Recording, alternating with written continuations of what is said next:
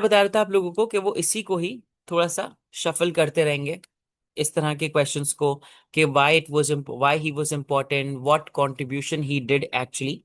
तो बेटा आप लोग, मैं चाहता हूं कि इसका स्क्रीनशॉट ले लो, ठीक है? स्क्रीनशॉट ले लो या फिर आप इसको लिख लो अपने पास। ठीक है जी, जल्दी से लिख लो बेटा इसको।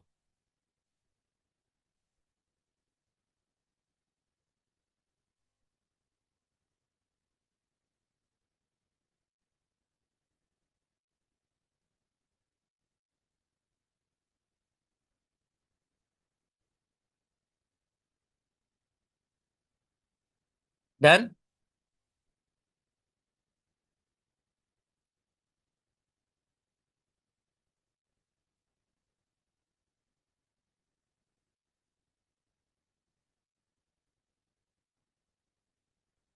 चलो भाई आगे बढ़ते हैं, ठीक है? अब हम इनको पर्सनालिटी को डिस्कस करते हैं बेटा। हाँ ठीक है।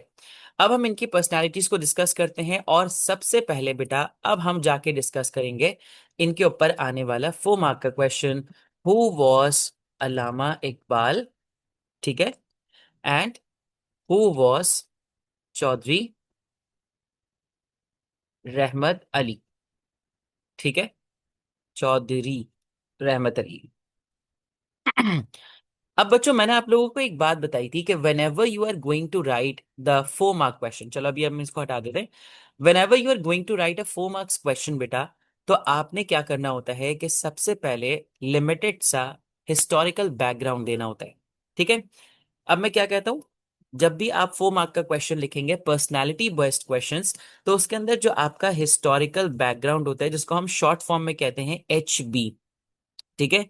सबसे पहले तो ये आपकी ये चीज आनी चाहिए, जिसको हम क्या कह रहे हैं, हिस्टोरिकल बैकग्राउंड। ठीक है। अब हिस्टोरिकल बैकग्राउंड में what you have to write, you have to write the birth year. ठीक है। आपको बर्थ ईयर पता होना चाहिए, प्लस बर्थ प्लेस अगर आपको पता है तो बता दीजिए, और अर्ली एजुकेशन के बारे में बता दीजिए कि उन्होंने क्या पढ़ा था, कहाँ से पढ़ा था, अपनी एजुकेशन प्राइमरी कहाँ से की है, फिर सेकेंडरी कहाँ से की है। ठीक है। तो ये चीजें आपको बेटा यहाँ पर पता होनी चाहिए। Is it clear? तो हिस्टोरिकल बैकग्राउंड है जो कि आपका मैक्सिमम 3 लाइंस कवर करेगा बेटा, और 3 लाइंस में आपकी बात जो है वो समराइज हो जानी चाहिए। इसके बाद नंबर 2 बेटा आपने क्या लिखना है उसी क्वेश्चन के अंदर, you have to write about work and, या फिर और अचीवमेंट्स।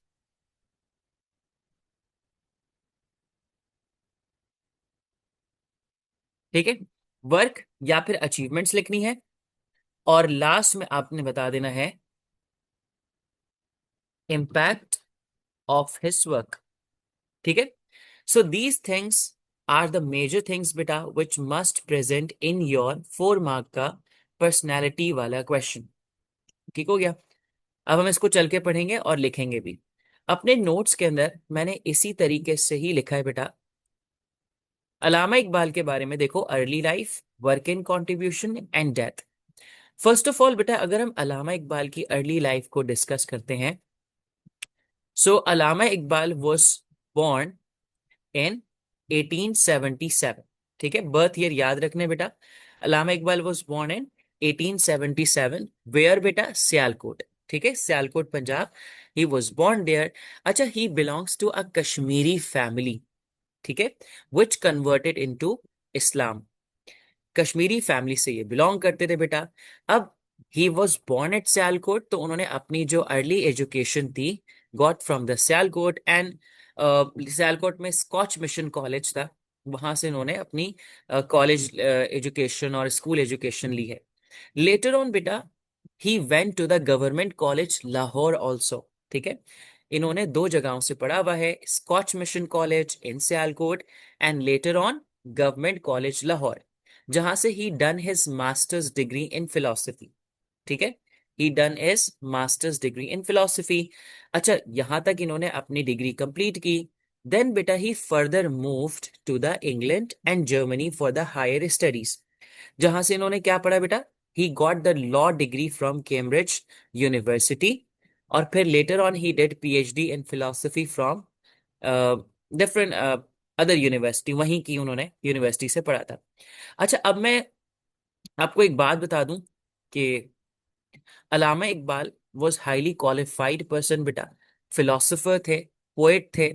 अच्छा, बहुत सारे लोग इनको सिर्फ और सिर्फ बेटा एक पोएट कंसिडर करते हैं। बेटा he was basically a philosopher, but his medium of communication was poetry. अब देखो, मीडियम ऑफ कम्युनिकेशन क्यों पोएट्री है बेटा? उस टाइम पे लोगों का जो सोर्स ऑफ एंटरटेनमेंट था, या सोर्स ऑफ नॉलेज था, या सोर्स ऑफ कोई भी हम कह सकते हैं एजुकेशन का, वो कहीं ना कहीं इन चीजों से रिलेटेड था, जैसे मैगजीन्स हैं, न्यूज़पेपर्स हैं, आर्टिकल्स हैं, और फिर पोएट्री का कॉन्सेप्ट था। लोग काफी ज्यादा पोएट्री को सुनते थे उस टाइम पे। ठीक हो गया जी। तो अलामा इकबाल ने पोइट्री के थ्रू अपने मैसेज को कन्वे किया है, एंड यू नो दैट कि how strong was the messages, कि जो उनकी आज तक की जो पोइट्रीज हैं जो लोग पढ़ते हैं बेटा, उसके अंदर अलामा इकबाल के बड़े स्ट्रांग मैसेजेस हैं for the youth, for the different kind of peoples. अब हम इनके वर्क इन कॉन्ट्रीब्यूशन की बात करते हैं, ठीक है। वर्क इन कॉन्ट्रीब्यूशन में सबसे पहला कॉन्ट्रीब्यूशन क्या आएगा बेटा, बताओ? He served as a member of Punjab Legislative Assembly. ठीक है, he was also the politically active and he served in the Punjab Legislative Assembly बेटा। अच्छा, इकबाल की लाइफ में the turning point was Allahabad Address. What I said बेटा, the turning point in the Iqbal's life was Allahabad Address of 1930। क्यों बेटा, ऐसा क्यों था? और उस वक्त जिन्ना साहब कहाँ थे? अलामा इकबाल ने क्यों लीड किया? देखो बेटा, उस टाइम पे जिन्ना साहब was not present in the India. Allahabad address क्या था? It was an annual session of all the leaders of the Muslim league. आपको पता है कि हर साल एनुअल सेशन होता था जिसमें मुस्लिम लीग के लीडर्स को from all across the India बुलाया जाता था, उनके सामने डिस्कशन की जाती थी, उनको गोल्स बताए जाते थे, पार्टी का एजेंडा सेट किया जाता था। तो वो जो एनुअल सेशन था at Allahabad in the 1930, at that time बेटा जिन्ना साहब was not present in India. क्यों? कहाँ थे जिन्ना साहब? बेटा ही वॉज इन लंदन। लेकिन लंदन क्यों चले गए थे? क्योंकि जिन्ना साहब ने टेम्परेरली इंडियन पॉलिटिक्स को गिव अप कर दिया था, लीव कर दिया था, टेम्परेरली, नॉट परमानेंटली, ठीक है। इवन तो हम ये भी कह सकते हैं कि Jinnah was at that time very much disappointed with the Hindu Muslim political tension. अब आपको पता है कि उस टाइम पे इंडिया की क्या टेंशन थी बेटा? हिंदू मुस्लिम की राइवलरी थी बहुत बड़ी, और दोनों एक दूसरे के साथ कोई सेटलमेंट करने के लिए रेडी नहीं थे। So Jinnah was quite disappointed with that and he temporarily left the politics. After the Jinnah, who was the person who supposed to be the strong in politics and intellectual? Allama Iqbal. तो अलामा इकबाल ने 1930 का जो एड्रेस डिलीवर किया था, that was a soul imparting address. और वहां से Muslims को बेटा अपने स्ट्रगल के लिए एक गोल मिला था, and that was, Iqbal said, कि जो नॉर्थ वेस्टर्न इंडिया है, इंक्लूडिंग NWFP, पंजाब, सिंध, बलूचिस्तान, ये क्या होने चाहिए? ये सेपरेट मुस्लिम टेरिटरीज होनी चाहिए, सेपरेट मुस्लिम स्टेट होने चाहिए, where Muslim could live according to their faith. So this was a very turning point for Allama Iqbal. Moreover, beta, he also took part in the roundtable conferences. He also supported the demand of Muslims separate electorates. So बहुत सारी चीजें हैं हमारे पास लिखने के लिए, but we have to control our content, और हमने बड़ा बैलेंस करके अपने आंसर को लिखना होता है। ठीक है जी। अभी हम आंसर लिख के भी देख लेंगे, अगर आपको आइडिया नहीं हो रहा कि मैं क्या कह रहा हूँ। ठीक है, चलो भाई, यहां तक हो गया डन। इसके बाद देखो, अगर हम इनकी डेथ की बात करते हैं, तो डेथ में तो सिंपल मैंने लिखा है 1938 के अंदर ही वाज डाइड। अब आप देखो कि पाकिस्तान रेजोल्यूशन 1940 में आई है, मतलब लाहौर रेजोल्यूशन ना, लेकिन उससे पहले ही इकबाल वाज डाइड, 1938 में इनकी डेथ हो गई। ठीक है, but he gave the idea of separate territory. वही आइडिया को हमने कंटिन्यू किया है 1940 की लाहौर रेजोल्यूशन के अंदर। ठीक है, and Jinnah also tribute Iqbal for the idea of separate territory. ठीक है, सेपरेट होमलैंड। यहां तक क्लियर हो गया बच्चा? अब जरा चल के देखते हैं कि how I can write my answer.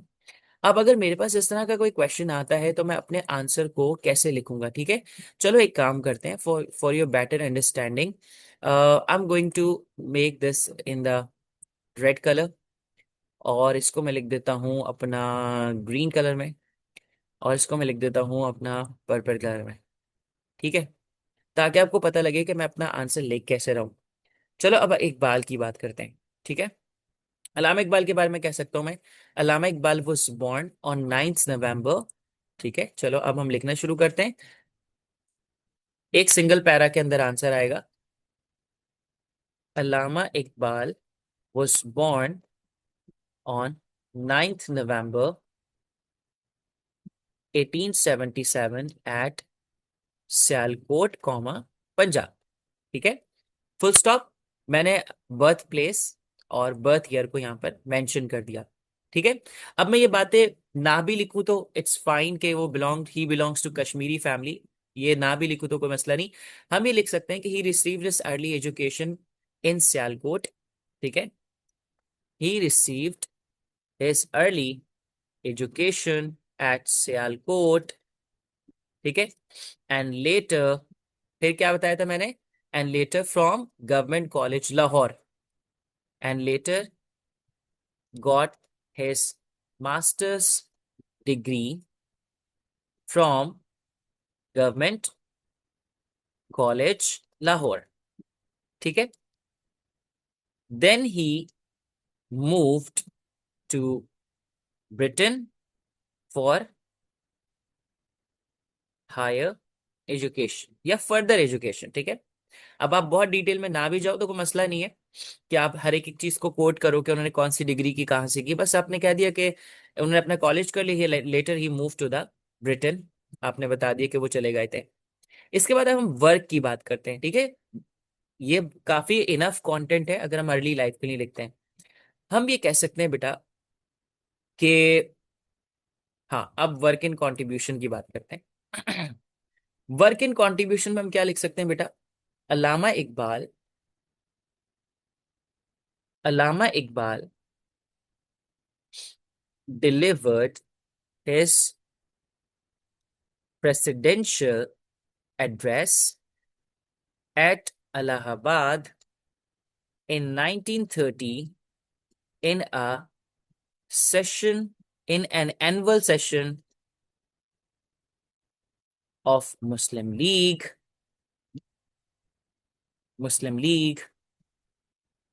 where he demanded to make northwestern areas of India a separate Muslims homeland. ठीक है, full stop. Moreover, he also demanded for separate electorates and resisted imperialism। ठीक है, अब आपने बता दिया बहुत short करके इनके वर्क एंड कंट्रीब्यूशन को कि भाई इन्होंने क्या क्या किया। राइट, अब इसके बारे में हम बता देंगे। यहां पर आप लिख सकते हो कि इकबाल डाइड इन 1938, बट अब हम इनका इम्पैक्ट बता सकते हैं कि इनका इम्पैक्ट क्या पड़ा। हम ये कह सकते हैं कि but his vision laid the intellectual foundation for separate homeland for the Muslims.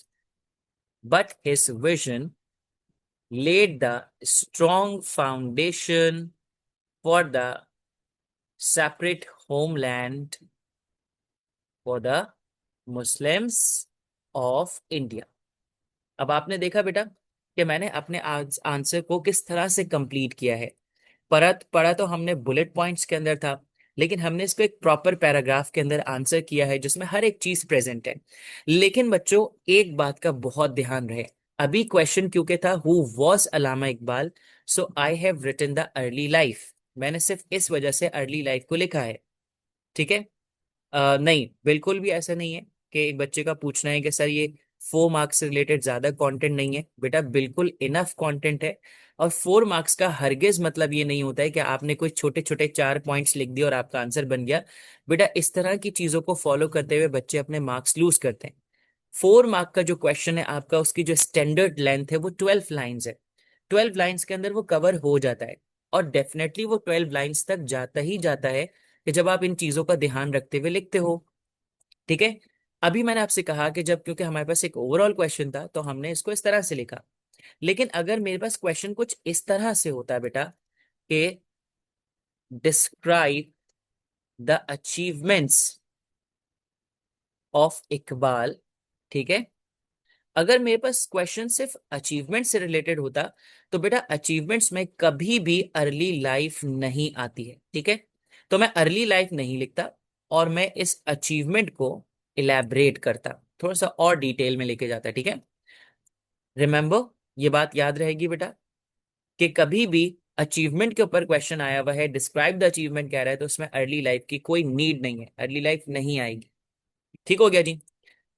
चलो, अब हम बात करते हैं 7 मार्क के क्वेश्चन की। अब वैसे तो मैं आपको अल्लामा इकबाल के बारे में ऑलमोस्ट सारी बातें बता चुका हूं, लेकिन अब 7 मार्क के क्वेश्चन में भी हमें देखना होगा कि how we need to connect our answer, हमें अपने आंसर को कनेक्ट कैसे करना होता है, ठीक है। चलो, अब मैं आपके सामने एक 7 मार्क का क्वेश्चन लिख रहा हूं और वो ये है कि why Allama Iqbal was an important personality in the Pakistan movement. ठीक है, चलो भाई हम यहाँ से क्वेश्चन उठा लेते हैं। वॉज एन इंपॉर्टेंट पर्सनैलिटी, चलो लिख लेते हैं नीचे चल के, ठीक है। अब हम एक 7 मार्क का क्वेश्चन लिखने जा रहे हैं। एक्सप्लेन, इसको हम कर देते हैं ब्लैक कलर में। अब ध्यान से देखना बेटा, ठीक है। Explain why Allama Iqbal was an important personality in the Pakistan movement, ठीक है। इट्स अ 7 मार्क्स का question and you know that के whenever I have any 7 mark question, so I have to make 3 explanation into 3 paragraphs, ठीक है। 3 explanation into 3 paragraphs, ठीक है भाई। Para 1, E1 P1 का मतलब क्या है, explanation 1 para 1, explanation 2 para 2, explanation 3 para 3। अब no introduction and no conclusion in the 7 marks question, और मैं ये बार बार बताता हूं लेकिन बच्चे फिर भी क्वेश्चन पूछते हैं कि सर कंक्लूजन आएगा या नहीं आएगा। तो बेटा 7 मार्क में कोई कंक्लूजन नहीं होता और कोई इंट्रो नहीं होता, सिंपल आपकी 3 एक्सप्लेनेशन आएंगी 3 डिफरेंट पैराग्राफ में, और कोशिश कीजिएगा कि हर एक एक्सप्लेनेशन डिफरेंट हो, ठीक है जी। डन हो गया बेटा। चलो, अब हम बात करते हैं अपनी एक्सप्लेनेशन की। अब मेरे साथ एक एक्सप्लेनेशन लिखना शुरू करो, ठीक है। अब हमारे एक्सप्लेनेशन होती कैसे, explanation plus impact plus throwback, ठीक है। मैंने बच्चों को एक सिंपल सा फॉर्मूला बताया था कि जब भी आप 7 मार्क्स और 14 मार्क के क्वेश्चन को डिस्कस कर रहे होते हो, 7, 10 एंड 14 मार्क क्वेश्चन जब भी आप करोगे तो you will use the feet formula. क्या यूज करते हो आप, फीट फॉर्मूला को यूज करते हो। फीट फॉर्मूला का मतलब होता है फैक्टर, फैक्टर की एक्सप्लेनेशन, उसकी उसका इफेक्ट या फिर इम्पैक्ट कहते हैं हम, दोनों एक ही चीज है, ठीक है। और उसका थ्रो बैक, थ्रो बैक का मतलब होता है link back to the question, link back to the question बेटा, ठीक है। तो इन चीजों का हमें ध्यान रखना है, तो हम इसको एक ही काउंट करते हैं क्योंकि फैक्टर है और उसकी एक्सप्लेनेशन है बेटा, ठीक है। फिर आ जाएगा हमारा इफेक्ट और इम्पैक्ट, मतलब उस चीज का क्या इफेक्ट पड़ा, क्या इम्पैक्ट निकला, ठीक है। और फिर इसकी हम बात कर देंगे link back to the question purple से, ठीक है बेटा। तो ये चीजें हमें फॉलो करते हुए अपनी एक्सप्लेनेशन को बनाना है। अब बेटा वही वाली बात है कि बच्चे आंसर लिखते हैं लेकिन वो कहते हैं कि हमने तो पूरा पेपर किया था लेकिन हमें मार्क्स नहीं मिले। वो इस वजह से नहीं मिलते कि आप अपनी एक्सप्लेनेशन को भी बहुत रैंडम लिखते हो, बहुत रफली लिखते हो। अब एग्जामिनर आपकी एक्सप्लेनेशन को कभी भी रैंडम नजर से नहीं देखता, वो इन सारी चीजों को बहुत वैल्यू करता है, ठीक है। तो मैं तुम्हें लिख के दिखाता हूँ एक, ठीक है। सबसे पहले तो हम फैक्टर क्या है हमारे पास भाई, इलाहाबाद एड्रेस, सबसे इंपॉर्टेंट चीज थी अल्लामा इकबाल की, दैट वॉज इलाहाबाद एड्रेस, ठीक है। अब इलाहाबाद एड्रेस इज फैक्टर, ये क्या है, इट्स ओनली अ फैक्टर। अब मुझे इसी फैक्टर को एक्सप्लेन करना है, तो अब मैं कैसे एक्सप्लेन करूंगा, चलो भाई रेड कलर पिक कर लेते हैं। और यहां से मैं लिखना शुरू करता हूं भाई कि अल्लामा इकबाल, ये ऐसे लिख सकता हूं, Allama Iqbal was the first to clearly present. ठीक है, अब एक्सप्लेनेशन वन लिख रहे हैं हम। Allama Iqbal was the first to clearly present, क्या चीज प्रेजेंट की थी बेटा उन्होंने? The idea of separate homeland for Muslims, the idea for separate homeland for Muslims. ठीक है, in his famous Allahabad address of 1930, in his famous in his famous Allahabad address of 1930, ठीक है, done, he suggested that Muslim majority areas, क्या कहा फिर ये भी बताऊंगा, he suggested that Muslim majority areas, ठीक है, कौन से मुस्लिम मेजोरिटी एरियाज थे बेटा? In the north west of India should form, in the northwest of India should form, क्या फॉर्म करने चाहिए बेटा? should form an independent state, an independent state, full stop। अच्छा जी, और मैं क्या लिख सकता हूं? अब ये हो गई मेरी एक्सप्लेनेशन। क्या हो गई? ये मेरी हो गई एक्सप्लेनेशन, राइट। चलो, तो अब क्या कह सकते हैं बेटा, इसका आउटकम क्या होगा, इसका इम्पैक्ट क्या होगा, इसका असर क्या पड़ेगा? हर चीज का कोई ना कोई इम्पैक्ट होता है ना, अच्छा अच्छा इम्पैक्ट होता है या नेगेटिव इम्पैक्ट होता है किसी भी बात का। तो हम इसका एक इम्पैक्ट बता सकते हैं बेटा कि इस चीज से क्या हुआ कि this gave a clear direction and goal to Muslims. ठीक है, चलो अब लिख देते हैं,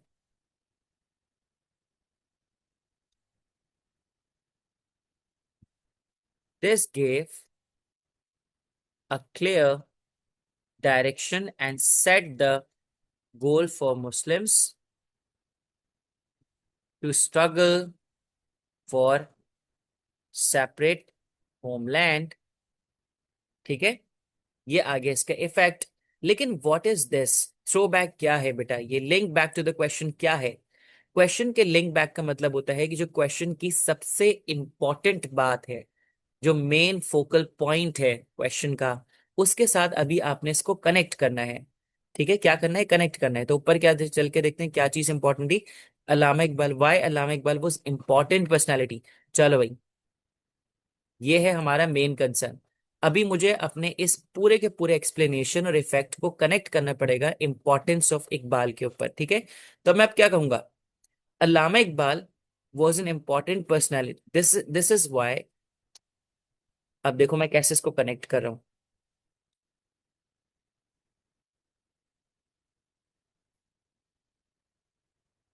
Because of this idea for separate homeland,